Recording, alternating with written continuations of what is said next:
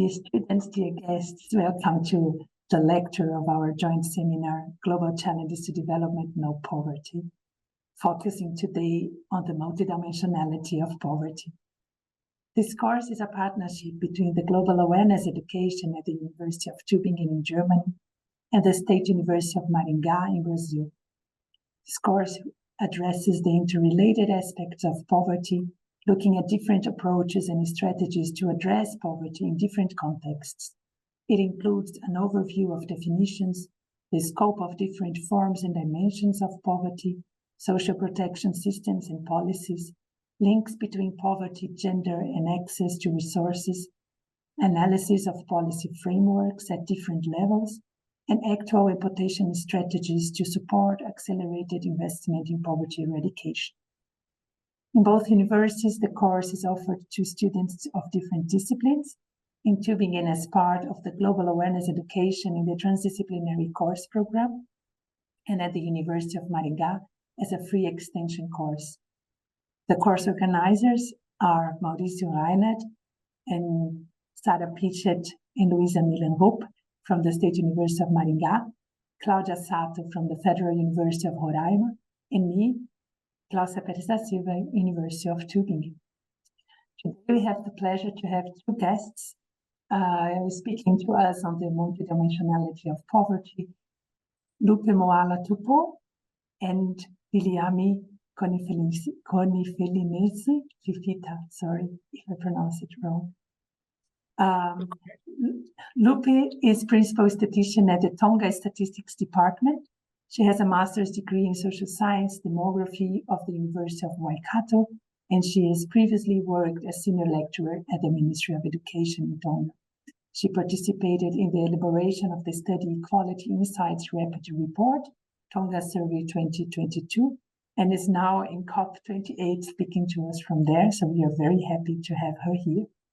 And Dr. Viliami Fifita, he's also was a member of the government at Tonga Statistics Department, and now he's working for the World Bank, and he wrote his PhD talking about poverty and the global issues connected to that. So we are very glad to have guests with us today. So now I will give you the word, and we are looking forward to hearing you. Thank you. Thank you, Claudia. Our presentation, Viliami will be speak first before I talk about the Equality Insight study. Thank you so much. Thank you, Lupe. I hope you can hear me clearly. Thank you for the introduction, Claudia. I'm offing my camera in case there is some connection issues, which is normal here in Kiribati. Maori to everyone. As been said, the title of the presentation today is following the course outline is the Global Challenges to Development, No Poverty, and the multidimensionality of poverty in the context of the debate on the SDGs. And I will be using examples in Tonga and in the Pacific. I've just introduced Pacific, part of the small island developing states. There is North Pacific and South Pacific. I'm currently in the North Pacific. There's a lot of small island countries, around 22 small countries and nations in this region. So the overview of the presentation, talk about the background and some poverty theories, and then move off to the poverty that is mandated by the SDGs. And we'll look at how Tonga and some of the countries in the region is using multidimensional poverty to measure the kind of disadvantages and the poverty they are experiencing. And then I will introduce the core idea that is required for this lecture is the Inequality Insight Survey that was recently carried out in Tonga. Poverty is a very controversial subject, as you know. It means different things to different people. So most likely, as we know, poverty is a concept, and measuring a concept will be a bit difficult and challenging. So when different methodologies are used, we will tend to identify different groups of people who are poor, and implies different policies and strategies to eradicate such poverty. So for us, me and Lupe and statisticians who normally collect and analyze data regarding this concept, we must be very informed about which approaches to use according to the context, and particularly with the national development agenda of countries. As we know from our topic, we will look particularly at the development agenda internationally on the SDGs, but there are also national and regional development agendas. So it's good to look at the ideologies versus the methodology.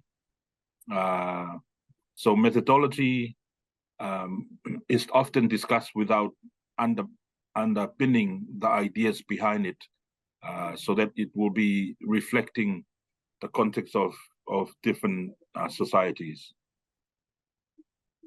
So all cultures have their own concept of poverty. There is a Japanese proverb. It says, "In wealth, many friends. In poverty, not even relatives." With the great Indian philosopher and freedom fighter, Gandhi, stated, "Poverty is the worst form of violence." And the Irish novelist George Shaw also state, "The greatest evil and the worst of crime is poverty." And we can see how people in different cultures and society perceive poverty. It's a violence, it's a worst kind of violence that somebody can experience, and so forth. But in the Pacific, when the term poverty is used, most people see images of starving children in Africa, the unremitting labor of peasants in Asia, and so forth. These images are far cry from the image of the Pacific populated by healthy, smiling people living in tropical paradise. But as the people of the Pacific well know, the reality is not always an ideal as the image. So with the different ideas on poverty and looking at the evolving definitions and measures of poverty over history, particularly with the scientific research started off by Booth and Ronte in the UK, they thought they measure poverty according to insufficiency of resources needed to maintain minimal level of subsistence. This is the start of measuring poverty. So over the years, in the 50s and the early and the 70s, Professor Peter Townsend, and followed by Professor Amartya Sen from Oxford in 1987-99, had demonstrated how poverty is much more than simply being unable to feed one's family or oneself. So you can see that poverty has been gradually trying to capture wider scope, wider lens, and it's not just the minimal ends meet that if you experience poverty, you are going to die. And this was adopted by the Council decision in 1975 by the European Council, which they define individuals or families whose resources are so small as to exclude them from the minimal acceptable way of life of member state. Now we are talking about not just insufficient resources to maintain our minimal level of subsistence, but it's reference to our society. So we are capturing something that is wider. And likewise with the EEC and the United Nations in 1995, they come up with a wider scope of defining poverty.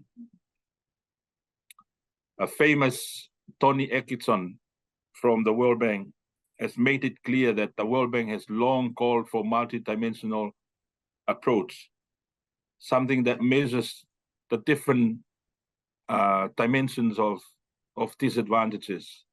For us in the Pacific, in the small island developing states, we are small countries. Tonga, for example, is not only a small country with a population of around 100,000, but also small within small islands. We have around 170 islands within Tonga. So our disadvantages or our poverty comes in different facets. So we need a measure, not just the income or the expenses, but something that can add our different dimensions of poverty. So it's very clear that it is evident that we need a theory for and the definitions of poverty, which are really essential prerequisites for an adequate measurement. So without a theory, without the definitions, we cannot operationalize or measure it properly. It is not possible to produce valid and reliable measures of anything, like the speed, the mass, the evolution, or even poverty, without coming with a theory and the definitions. I'll talk later on about scientific approach. But in the Pacific, the first ever study that was done in around 2002 to 2004 was carried out by ADB. And they never considered there is poverty in the Pacific. They just name it as hardship, which is a study that trying to assess people's perception, especially those who are vulnerable and disadvantaged, to see what kind of life experiences they have gone through. So they come up with some kind of definitions which constitute a lack of access to basic services, education, health, transport, and communication, and so forth, a lack of opportunity to participate fully in the socio-economic life of a community, like employment and other economic activity, a lack of adequate resources. And all of these is highly related or similar to what Peter Townsend, with his famous relative deprivation theory and definitions of poverty, who was adopted by the European Union. And I don't have to read it all because I designed the screen and the slides so that you can have some time to read it. But if you are familiar with those, I think I will leave it there. It's individual families and groups in the population said to be in poverty when they lack the resources, not only money alone, but the resources to obtain the types of diet, participate in activities, and have the living conditions and amenities which are customary. It's reference to the society where they lived or where they belong. The needs are universal. Where the key ideas here is poverty is a social phenomenon which can only be meaningfully measured relative to the society to which a person or a household belong. There are certain universal needs, as we all know, that we do not have to live without food, clothing, shelter, health, education, even our leisure activities and applications and participations, where some of the society, like our Pacific Islands, has regarded our obligations as our necessities. So the theory of Peter Townsend's concept was arguing around this line of ideas. So this is the definition and the theory of Peter Townsend, which is highlighted in this slide. And two people in the UK come up, which are Mack and Lansley, come up with what they call the consensual approach, drawing explicit implicitly from this definition and theory of Peter Townsend. So poverty is understood, or they call poverty is the cause of is caused by the lack of resources, and the outcome of that lack of resources is the deprivation. So this is how the definitions and the theory comes up, and this idea underpin a lot of poverty definitions, especially at the EU. The principle of such definitions have to cover truly global, covering low, middle, high income countries. If you move to the next slide, please, Lupe. Should be transparent and identify the essence of the problem.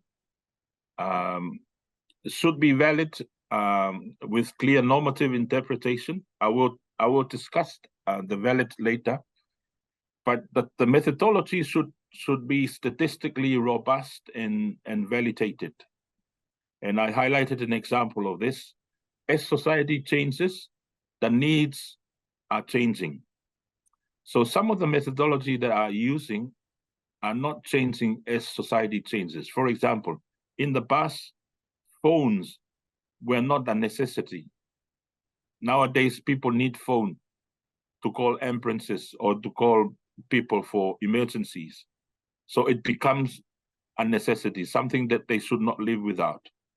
So methodologies that are adopted based on the ideologies from Peter Townsend relative to the society, relative to the changes that the society comes across, is very evidently here. You may wonder which countries that were using such methodology. Has been used in the UK, including Germany, Belgium, and 29 countries, I think. In some of the countries in Africa, I've been working in Benin and Uganda, and in Asia, and in Oceania, and some cities in Latin America, American countries. In terms of this methodology, it's the consensual approach has been used in the Pacific, in 6 countries. And the idea is to establish a consensus about a list of necessities, and then use those lists, whether it's activities or items, to test them using the statistical properties that I will discuss a little bit further down later. One of the critical things that I want to highlight here is that Townsend argued that in order to objectively identify a correct poverty line, we required additional information external from either income or resources, but will vary with the resources. And he uses in his original study a scattered diagram of deprivation score against a measure of income. Then he observed that there is a slope, and then slope there's a break point where that will give a best cutoff. One of the problem with poverty analysis is poverty line is usually most of them, if not all of them, are very arbitrary. We can shift poverty line in some countries from lower to higher just for political reasons. We can allocate a poverty line just because of the resources available. There is no mathematical justification. However, this advanced research by Professor Peter Townsend come up with a breakpoint, and nowadays considerable advances has been made using multivariate analysis and using statistical methods and statistical packages to come up with this. And the next diagram shows that. So one of the advantages also, we were using these 2 variables in one data set, the income or the expenses and also the deprivation or the outcome of poverty, is that we can group, the next slide, we can group the population into 4 groups instead of 2. We normally talked about poor people, and the other group is the non-poor. But when we have these two variables in one data set, we can have the poor and the non-poor, and then we have people that rising up from poor, and those who are vulnerable, that they can fall into poverty in the near future. And this reference to those people, like, for example, if somebody has just lost a job today, so his income has been very, very low. So using income alone, you will consider as poor. But because of the deprivation, which measures the standard of living, is still high with some savings or otherwise, then he's still vulnerable. Over time, if the income is problematic, then he will fall into poverty. This group of people is totally different. We cannot classify this as poor yet or non-poor, but they will be fall into poverty if their circumstances is not changed. So these two extra groups have some implication in terms of poverty or interventions. So the scientific definitions I referred to last time is that poverty is defined as command over insufficient resources, lack of resources over time. And then the outcome of that poverty is known as the deprivation. So often with the economists, they measure poverty from its cause, lack of resources, lack of income. But then that's an indirect measure.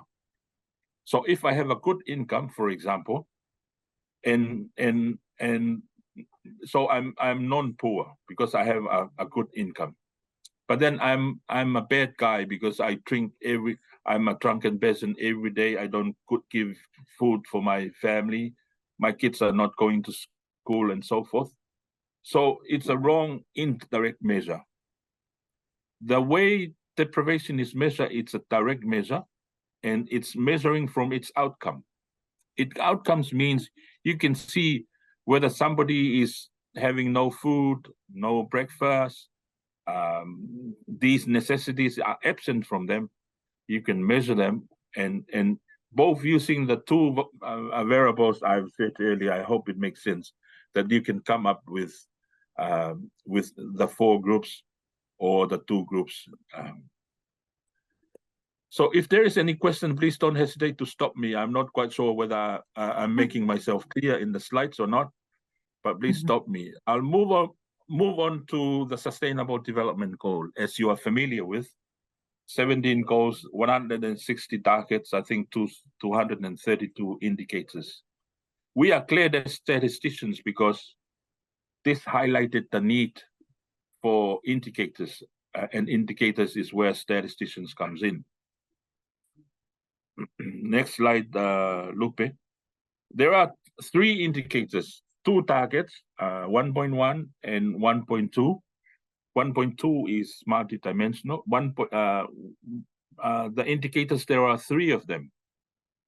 So I'll talk about these three indicators and hopefully look at how the global challenge for development comes in.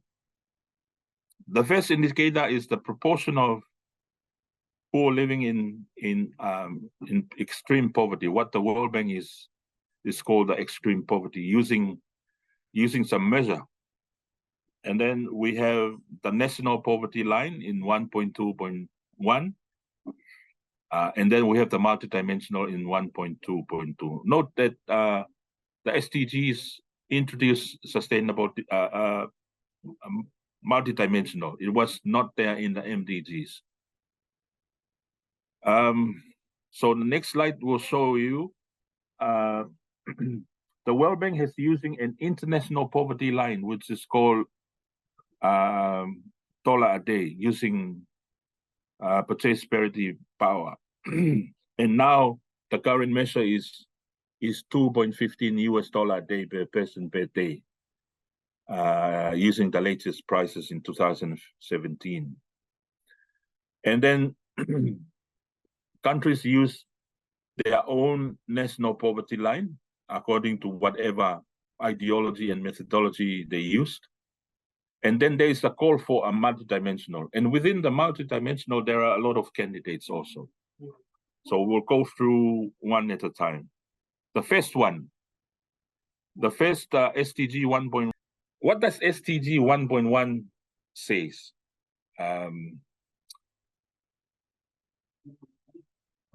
So this measure is an approximate average value of the national poverty line of 15 countries who are regarded as the poorest country. Unfortunately, it's not in the slide. But it's important to note that these countries are from sub-Saharan Africa and 2 of them from Asia. There's none of them from the Oceania or the Pacific. So if you are familiar with sampling and you want to do a sample, you need to infer correctly your sampling results to the whole population. So the global SDG 1.1.1 doesn't reflect anything related to the Pacific, simply by looking at sampling design. They select 15 countries from certain part of the world, and they want everyone to report on the same platform. So if you disregard a stratum within the population, and then select your sample without considering this, and you come up and say this is the global SDGs, then I think we are left behind. And one of the example also, it is evidently seen that this measure is most of them is less than 3% in the Pacific Islands. And if we're talking about sampling error of around 2, the least, then it might be the sampling error. So those of you who are familiar with statistics, this is meaningless to us. So SDG 1.1.1 should be treated with considerable caution in the Pacific. It doesn't reflect our disadvantages. It is very, very small, statistically insignificant. We are not part of the selection, so that the inferences of this result, we are part of them as representative.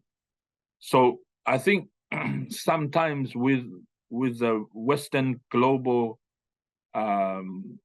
development, the minority groups like us in the Pacific is often neglected. And this is why the SDG is calling to leave no one behind, I guess, is that we should take on board a measure that if we want to be internationally comparable, that reflects our disadvantages. The next SDG is SDG 1.2.1, which is the national poverty line. In Tonga, we have decided that our national poverty line is no other than our multidimensional measure, which I have briefed earlier as the consensual approach. So, but often in countries in our region, they use what is called the basic needs poverty line. Basic needs poverty line is measured using what they call the angular law. It's not a law, it's a irregularity. But that based on the idea on Kerala is associated with income of many poor countries. And this is what normally countries, especially in some small countries, they're using for their reporting requirement for SDG 1.2.1 is the food basic poverty line. The main idea is that the methodologists thought that there is association between calorie intake, the energy requirement of poor people, with their spending on food, which is totally not true. I mean, for us in the Pacific, we can grow our own cassava, what we call cassava, or on crops, and we can easily satisfy our calorie requirements without any cost to us. So using this measure, one of the problem is that it doesn't distinguish the two groups.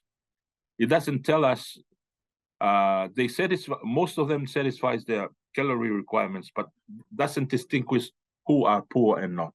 So the assumption underlying this idea is not true in the Pacific as well. So seriously considering our community and looking at the kind of measure that has been advocating globally, this food poverty line, it doesn't work for us, and there are many critique about that. The multidimensional poverty line is something that has been recently accommodated in the SDGs. And in the Pacific, there was no multidimensional available.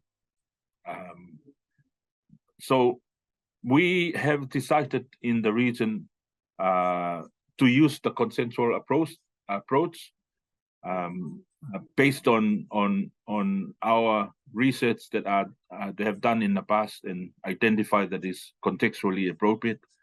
But there are other candidates. There are other measurements of multidimensional that are used globally.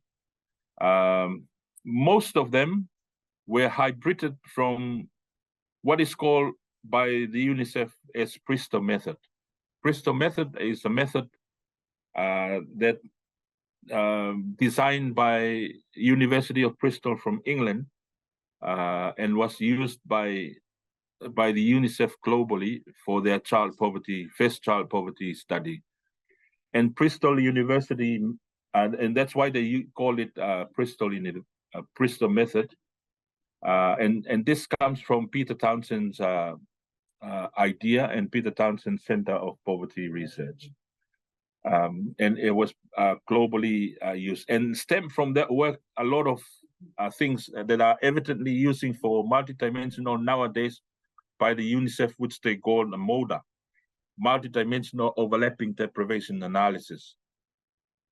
Another common one, which is used by University of Oxford by Sabina Akiri and James Foster, which is known as the Multidimensional Poverty Index, MPI, where most of the countries are following.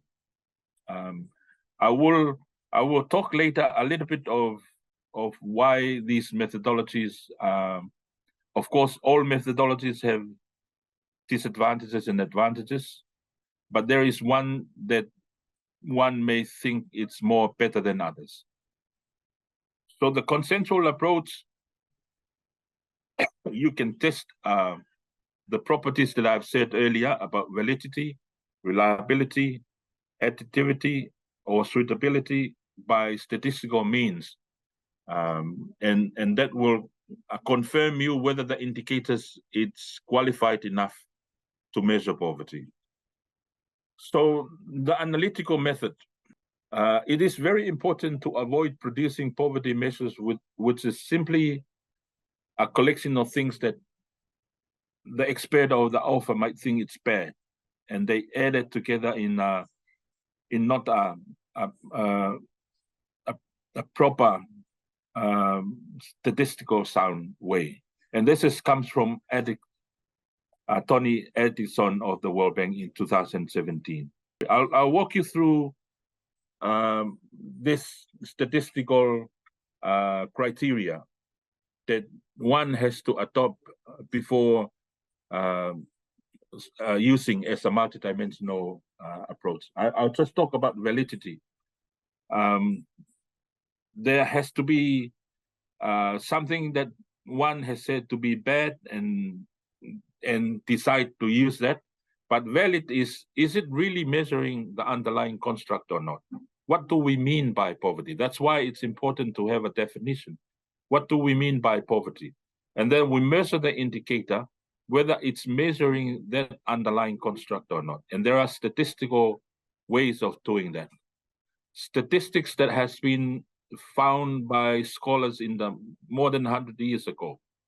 the classic test theory, the item response theory, they are something that has been used in other disciplines, and I won't go through how those statistics are being used, but just for your information, consensual approach that we have been using in Tonga and some of the Pacific Islands has been validated by using these statistical means and criteria before it's being adopted as an indicator. And reliable. Reliable means, in my own terms of explaining reliable means there can be infinite number of bad indicators, or indicators that will tell us that this really explain poverty. But then we don't need a comprehensive list of indicators. We only need an indicative list of indicators. And if your list is reliable enough, then selecting one list and putting it back and selecting another list will come up with similar results. If that satisfies, then they are reliable, and of course with the index. So if somebody would like to know more about this, I have written scripts on my slides, so you can use it for your own reference and maybe contact later. But there is a book used by the Eurostat. It's document detail the technical aspects of this, and it has been regarded as gold standard, peer reviewed by UN expert group on poverty. Why I'm talking about all of this is that I want to put into context what we have been using in our region and what we think that this is the idea of our people, our kind of disadvantages. Scientific measurements of poverty requires a methodologies that allow set of indicators to be selected, and if not, they are not qualified or inadequate, we can reject them. This is what I've said earlier. So the method requires that both deprivation indicators and dimensions, not only the indicators themselves, but we have to look at the dimensions and test them to demonstrate these properties: reliable, valid, and additive. So all the methodologies, particularly with the multidimensional, the only approach that follows standard scientific protocol is the one that we are using, which is the consensual approach. And you see UK and Europe and some other countries is following the same methodology. It's reliable and aggregate the results, is consistent, ordering the population and the deprivation score, and so forth. When we look at other measures, the common one is the MBI, or the Multidimensional Poverty Index. I've shared some results of what we have done in countries that have adopting this methodology. And you can see that the results, the weighting of these results tell us a story that the MPI is not multidimensional. It is sensible. It's a sensible measure of only one dimension, so it's unidimensional. Using statistical analysis, these countries who have been adopting MBI shows, even though they say that it's multidimensional, but it shows from the statistics that they are not.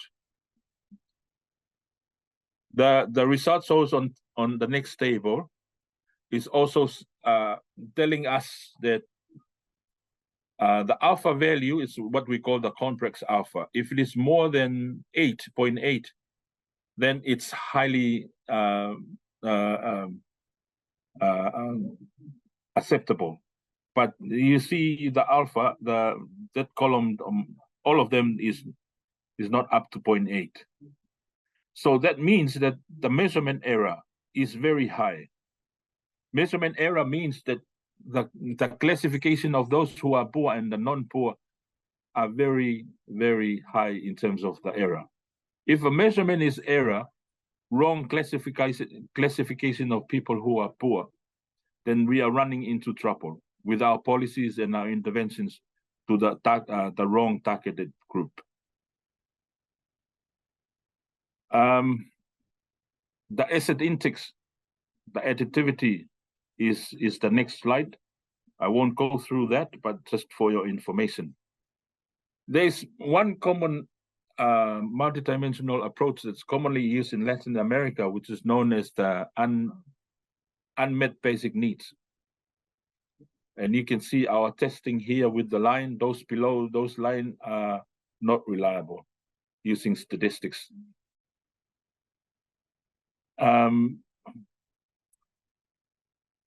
We need a good data. The majority of the households were not designed to measure. In most surveys, in household surveys that uses this reporting and indicators for SDGs and so forth, the majority of them are not designed to measure poverty.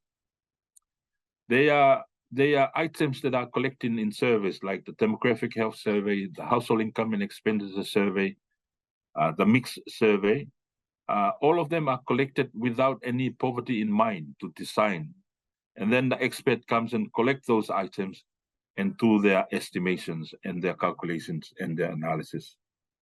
Consensual approach is something that we design specifically to assess people's views on their living standards. Measurement error and modeling. I'll give an example in Tonga now. What has been we used in Tonga? Apart from reporting on the SDGs, there has been a lot of applications of our multidimensional approach, which is known as the consensual approach in Tonga. And one of them is we use it for small area estimation. For those of you who are familiar with this is a high advanced statistical technique. So before you apply it, your measurements has to be accurate or has to be reliable enough. So because we were using consensual approach, the ingredient of the data becomes very reliable, and we test the small area estimation using Bayesian hierarchy modeling and some other validations. Then we come up with disaggregation that are lower than the normal disaggregations. So one of the problem with poverty is that we normally calculate poverty in a sample survey, and then we can infer the results for the whole population. And often, geographically speaking, some of the lower disaggregation is not seen and is not evidently seen. So with this case, you can see the little graph on the right. We can map them. We can map them with the poverty indices of villages, of constituencies, of island divisions. So they are lower disaggregation, and you can't expect to have such lower disaggregation other than employing a high statistical advanced technique, such as small area estimation, but they critically rely on the data. And because the consensual approach index and indicators were reliable enough, then this really works well for Tonga. We use it for assessment and mitigation of natural disasters, and one of the examples, cyclone, which is known as Cheetah,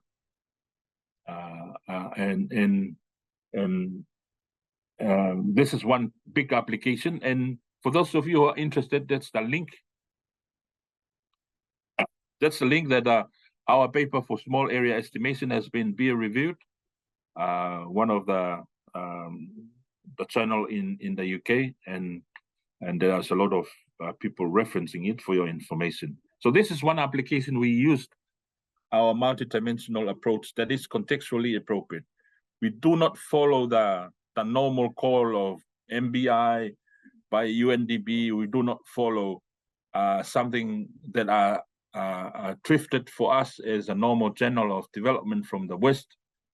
We actually decided ourselves, and with the research that I've done with other colleagues, we come up with something that we believe it's contextually appropriate, and this is why I'm saying about this, and this is evident of the work that we have done that is showcasing in journals. The next application is I'm talking about next applications that are not related to SDGs. This is not something that SDGs require.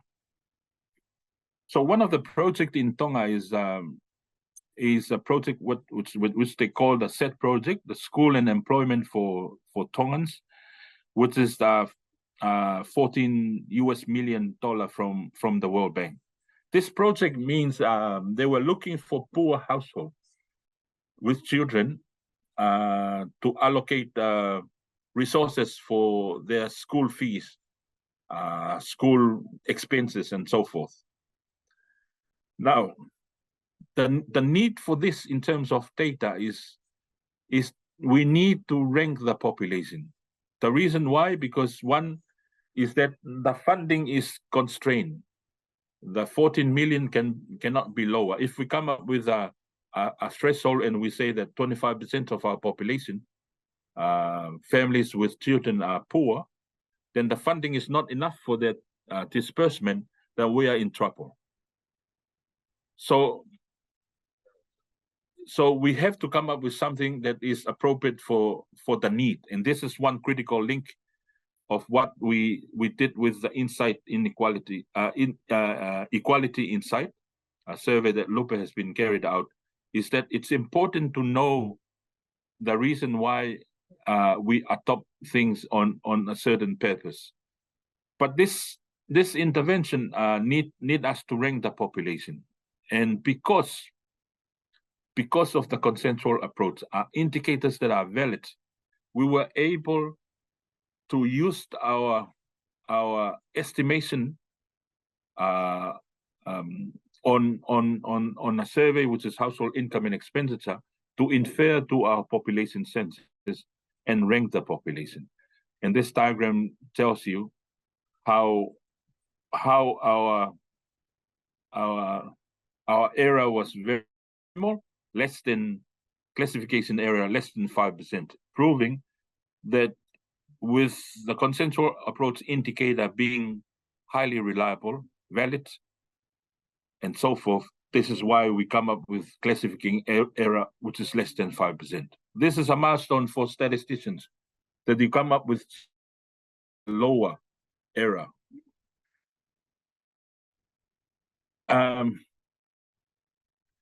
I think I'm talking a little bit more than what I should cover, but this is just a two example of the applications of the methodology that we have been using. And it's good point here to pass it on to Lupe for the Equality Insight. Why Equality Insight survey comes in multidimensional for Tonga. 2022, last year, we have the volcanic eruption, and then followed by the tsunami after that. After that, we have the COVID epidemic. So two big external shock comes in almost on the same time. We just recently completed our household income and expenditure survey, which was completed at the end of 2021, where we collect data on the consensual approach as our multidimensional. So by this time, we do not have any data that captures the shock that is happening. We're expecting the poor people to be more disadvantaged when this external happens, but we need to know exactly how they are being disadvantaged further. So this insight, this Equality Insight survey comes in when I was heading the statistical office at the time. Two things happen. Yes, multidimensional is more appropriate.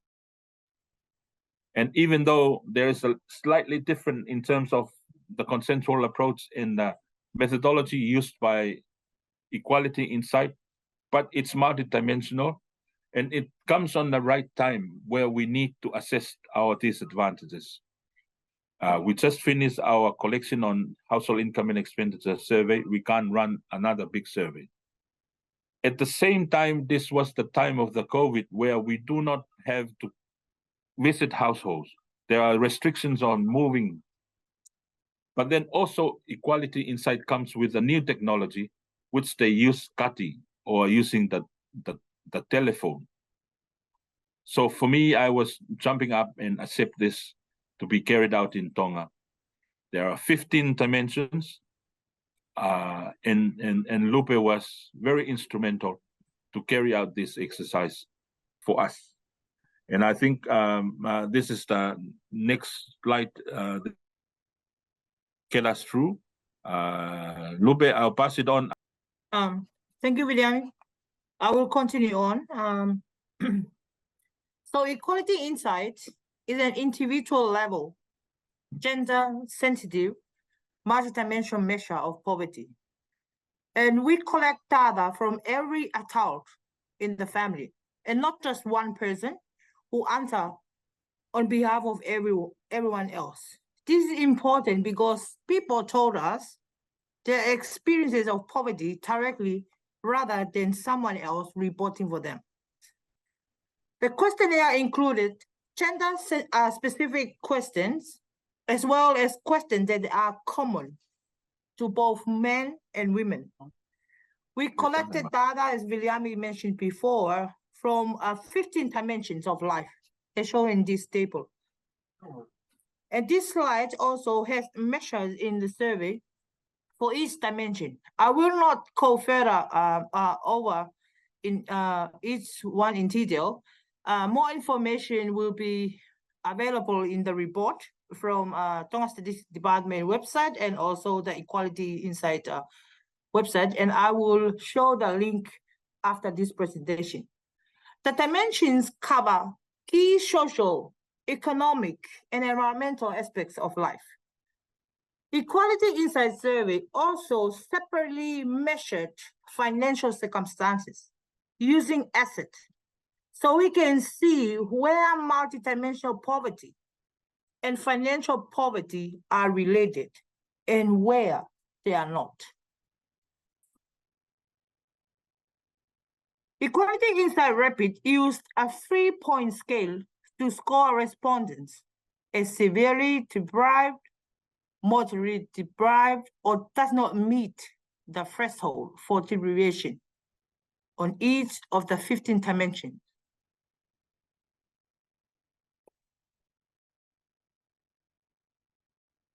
The survey structure for Equality Insight study in Tonga, there are two parts of the survey: household questionnaire and the individual questionnaire. Household surveys takes about 10 minutes and has anywhere from 29 to 52 minutes, depending on the type of responses. Individual survey takes about 20 to 25 minutes and has between 72 to 103 questions for each respondent, depending on the type of responses. So the eligible respondents for this survey are individuals who are aged 18 years or older and can answer the question for themselves without help from others, and also are comfortable speaking at least one of the available languages of enumeration, and are willing also to take part in this survey. So for the methodology, the sampling strategy was based on Tonga Statistics Department census data. And this survey was undertaken in Tonga Tapu Urban, Tonga Tapu Rural, Vava'u, Ha'apai, and Ewa. The remaining census strata of Niuas was excluded based on remote location and limited population size, and also communication issues following the tsunami that was occurred in Tonga in January 2022.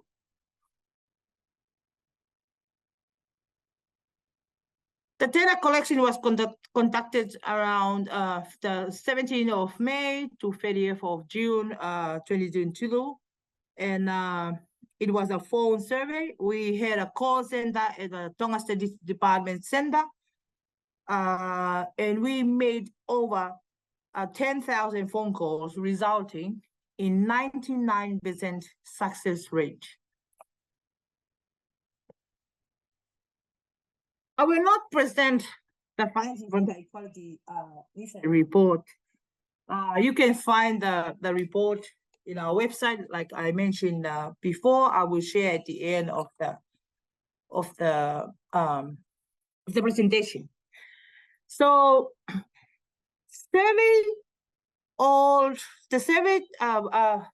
we surveyed all adults in the household, and we consider each dimension disaggregated by 4 key variables: gender, age, distance, and location.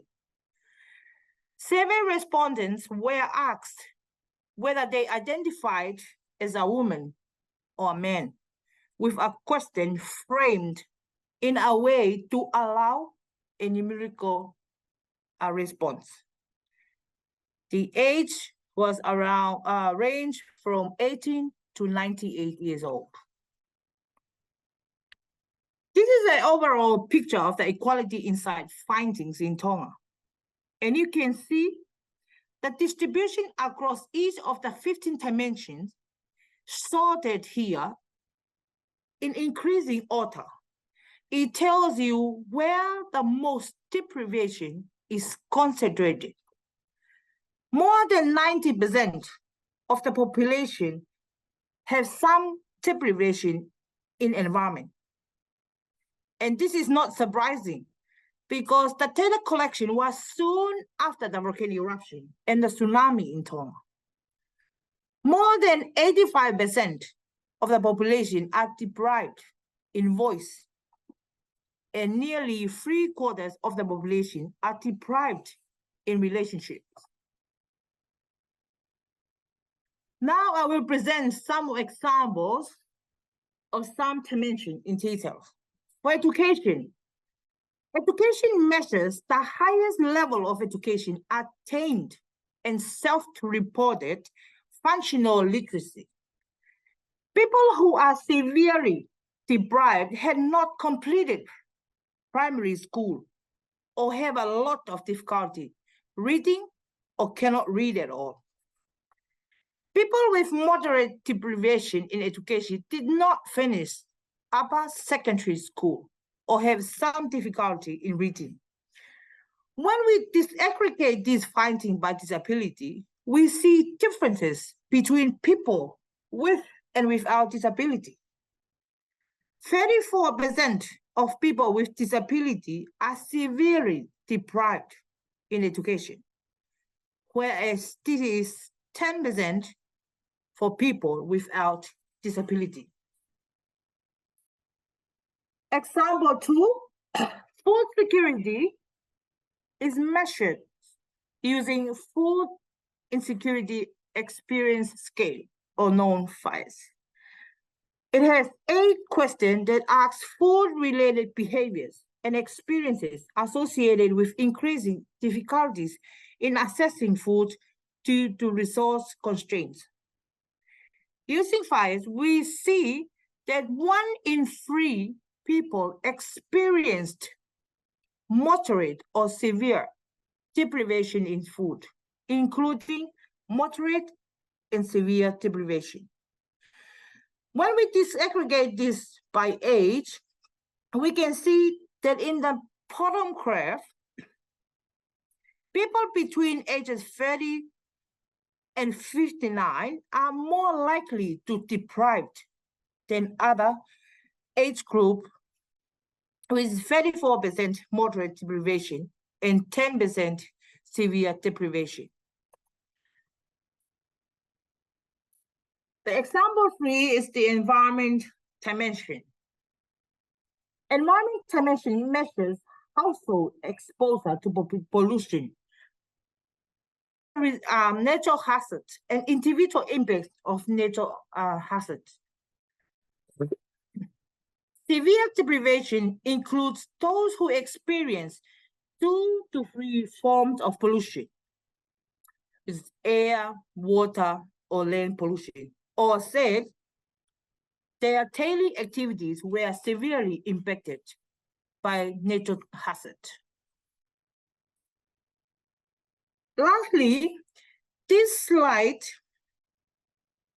shows the proportion of individuals who are severely deprived in each dimension across 3 wealth quantiles: lowest, middle, and highest.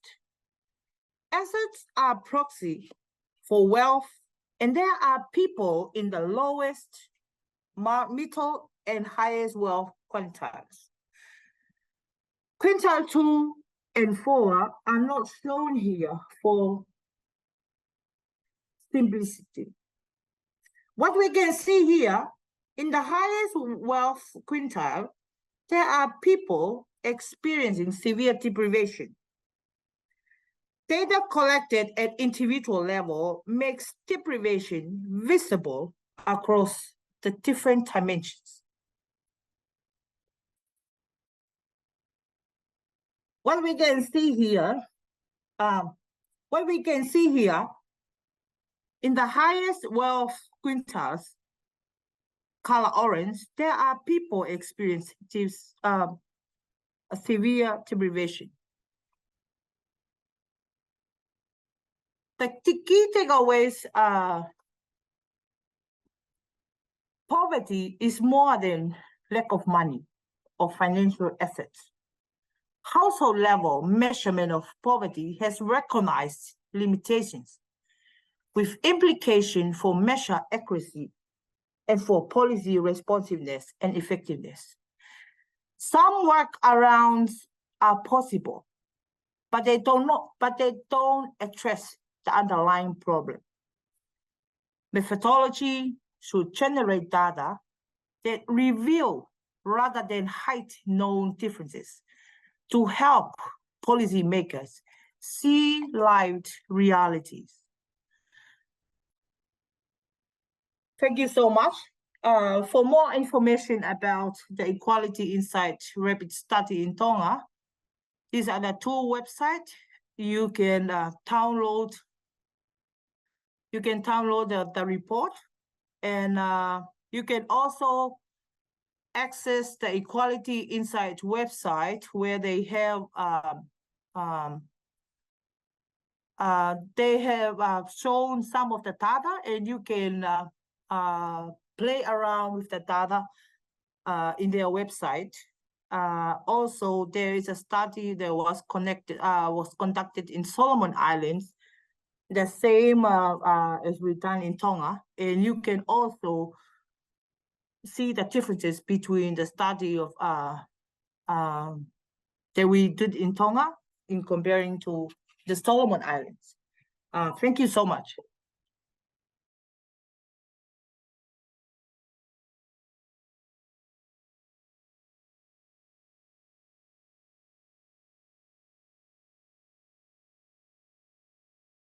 I think, Claudia,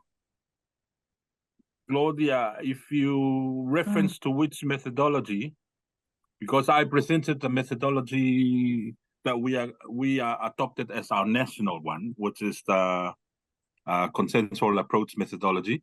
Yes. But Lupe was presenting the case on the Equality Insight survey that uses another multidimensional methodology. For the consensual approach, yes, it can scale up to global, and like what I've said, that's possibly why I show up the cases that we can in the countries that I have adopted, even though some of the indicators may not be exactly the same. That's why the needs is universal. The indicators are similar, and the indicators are decided by the population as a whole, not the expert. I've maybe during the course of my presentation I referred to too often the survey is conducted and somebody comes and use some that are collected without any poverty in mind. So the consensual approach has a questionnaire module that was designed for people to answer, for people to give their ideas.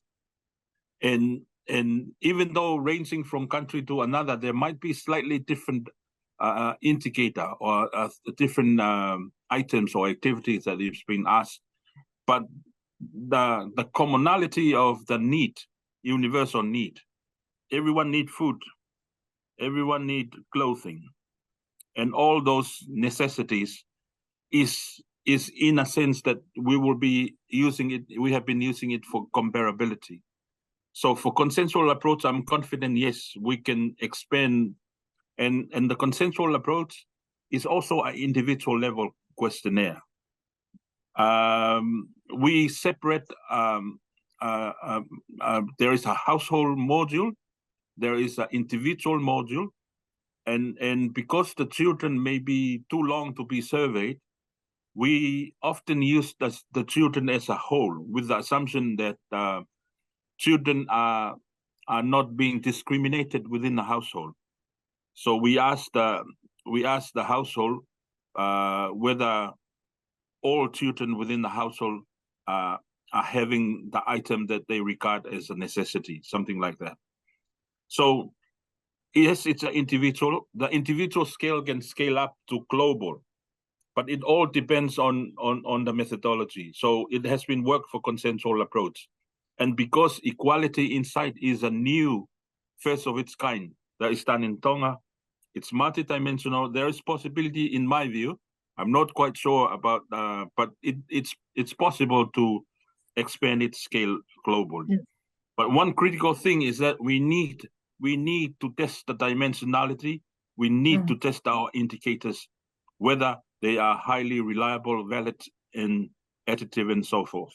This is my input on the inequality. And then there might be some ways in the future that we can merge and do some further work on this. But I think to answer comparability, yes, it's a big yes, and this is why countries need to adopt same approach, because if we are adopting the same approach, no matter how the level of details it is, we can scale it up with using a proper sampling design that will reflect the whole population.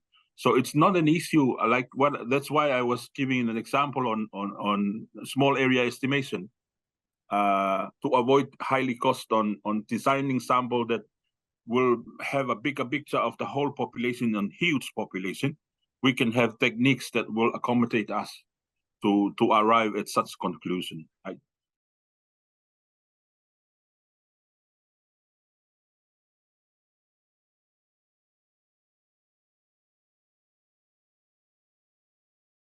In my view, Claudia, this is why I said the methodology has to be robust enough, that it will be robust enough for what kind of society that we are living in. So consensual approach, in my view, I can say yes, it's robust enough to make comparability. With the SDG 1.1.1, it's a methodology that it's not reflecting some countries being deprived, but because of the robustness of the consensual approach and the fact that it can change anytime, it can change according to the needs. What you have regarded as necessity in the past, like there was no a mobile phone is not a necessity in the past, but as society changes, it becomes a necessity. So the methodology will adapt to that changes. And because we have a universal need, we will have similar indicators to do the comparability. I said something about the ranking of the population in Tonga using consensual approaches. Very, very powerful. It also tells you the severity of the poor. You need to know how one is doing compared to others. So this is something that I have have done some research on, and this is what we are advocating for countries to use. It applies to high income, middle income, low income. That's why I show up some of the slides. Even in Africa, it works in Africa well. It works in countries like us in the small island developing states and others. Of course, there are limitations, Claudia, but the benefits is overriding. You need to know amongst everything else what is the best and why you choose it. And this is where I'm coming from.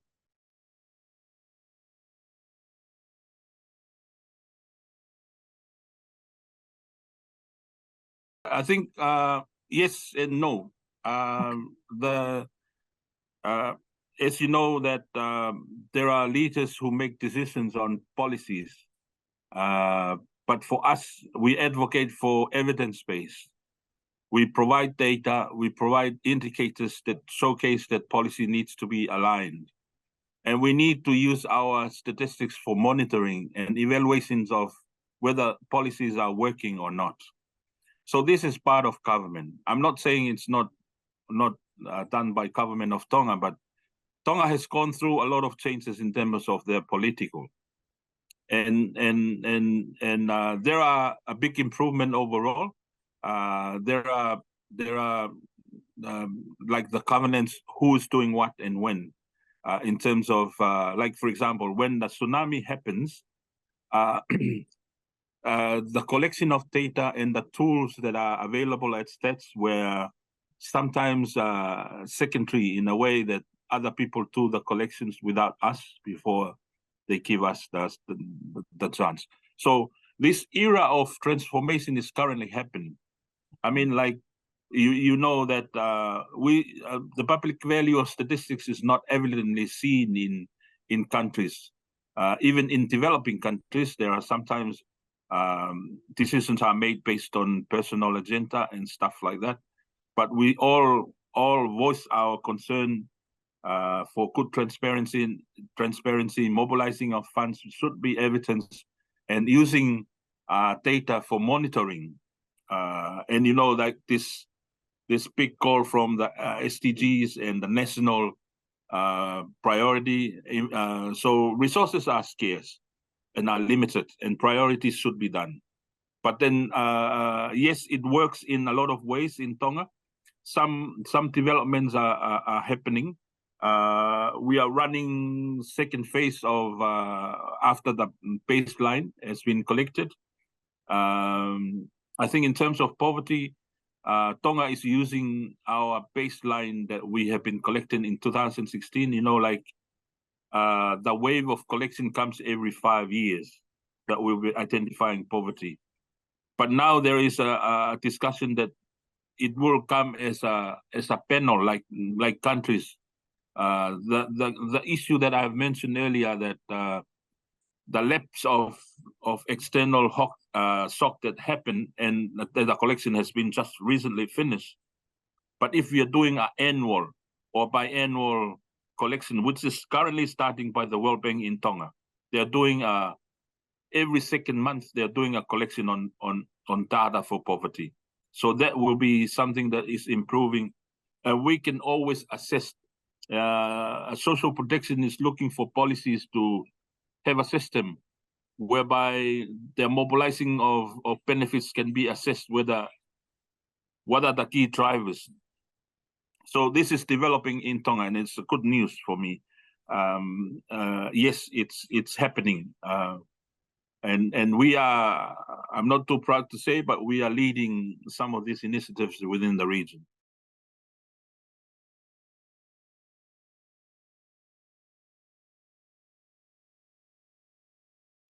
Now, thank you. I think sometimes I have to wear two hats at the same time. I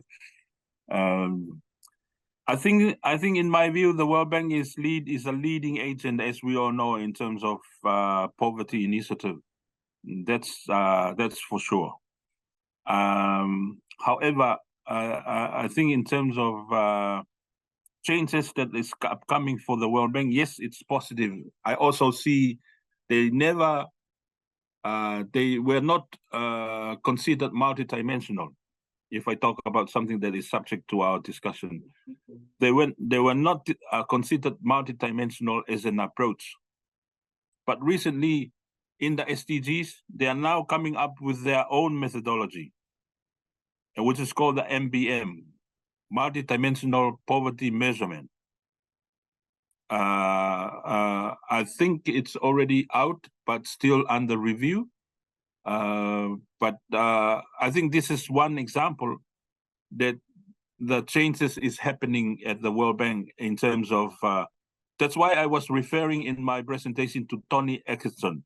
Tony Atkinson is a World Bank high colleague in poverty.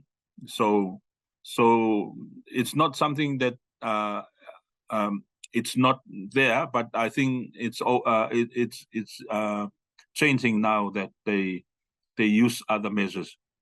I think in terms of one size fits all approach, it's a kind of approach that I think it's still happening, that they need to compare.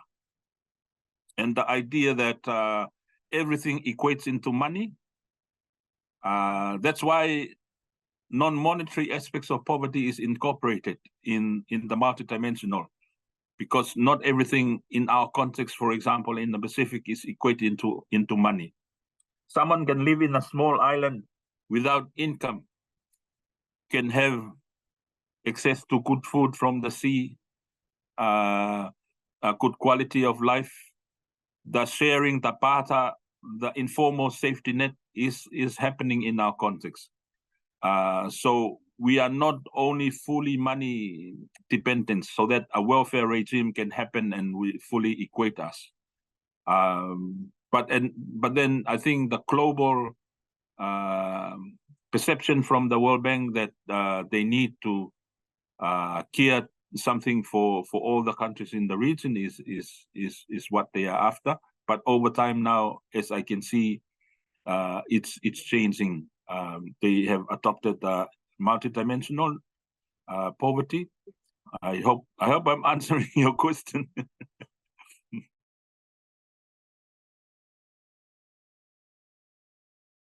Generally, yes, it's more beneficial to have the individual, so that we can see the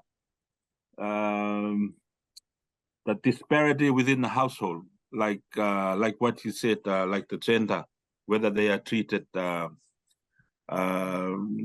in the context of the Pacific, it's rare to see some discrimination, like what we do in the consensual approach, because there are a lot of kids. We are a young population, because there are a lot of kids, and if you ask the question for children individually, it will take a lot of time for surveys to do that. So instead, we thought that we can lump them together as a household questionnaire for all children within this household. Do you think do they have 3 meals a day or something like that? So we are assuming that there is no discrimination where some kids have 3 meals and the others only have 1 meal. So that is not a cultural appropriate for us to discriminate kids. But then it's also good to look at the age-specific differences when we do the individual, the gender-related, the complexity, because sometimes when you do the household, and then you have a inequality scale to approximate. And you know, maybe you know from the economics, some of the equality scale are so different. Sometimes if there are 3 children or 3 members, they share each other the same, or the adult will give a bigger weight compared to the children. So these are all estimates. But then when you actually do the individual, there is no estimates on or assumptions on this as a household member, but you look at the individual level. And of course, now with the human rights and all those things. It's good to also see the individual if possible.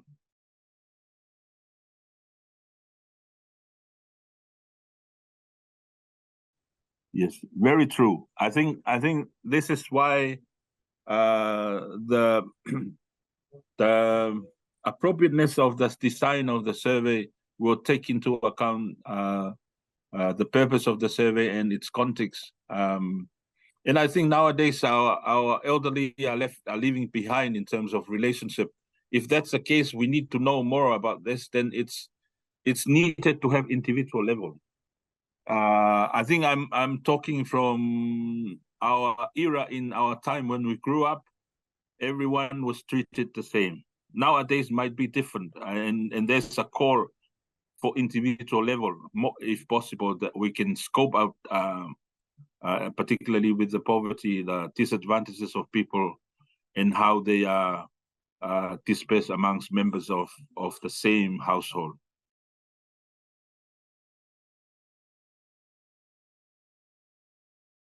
I think I've said in the very beginning of my presentation that poverty is a very controversial subject. There is a lot of debates on poverty, and within the academic and the development partners, the United Nations, and all of those.